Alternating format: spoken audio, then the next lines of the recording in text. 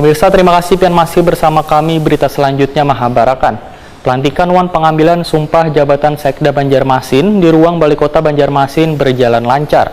Dilantiknya Sekda definitif ini, maka roda pemerintahan bertambah lengkap karena ada 6 membawahi SKPD di lingkup pemerintah Kota Banjarmasin untuk melakukan kontrol aktivitas yang dilakukan oleh tuvoksinnya masing-masing.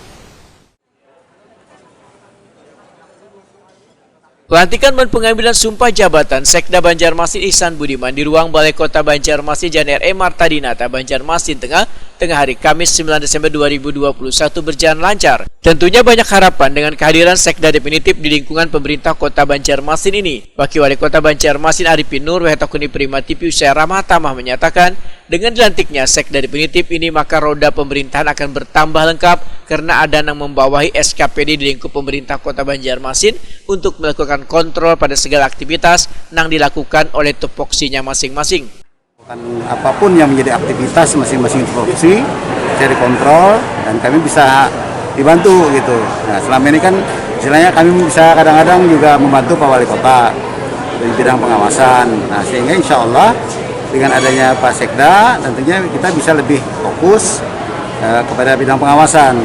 Ya, sehingga insya Allah apa yang dilakukan oleh masing-masing KPD, dari hasil pengawasan itu akan kami laporkan ke Wali Kota untuk diambil tindakan kebijaksanaan.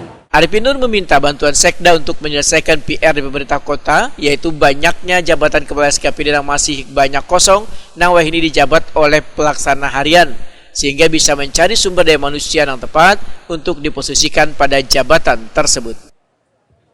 Karena artinya menjadi sumber daya manusia lagi yang tepat dan bagus dan handal, itu diperlukan kepiawaian kita dalam mencari SKPD yang masih kosong itu. Ini tentu dibantu oleh Sekda nanti, dengan jajaran kawan-kawan lainnya. Insya Allah dengan adanya Sekda ini kita akan bertambah kuat, sehingga wujudkan visi misi kami pun menjadi Banjarmasin beriman dan lebih bermartabat, tentu lebih bisa fokus.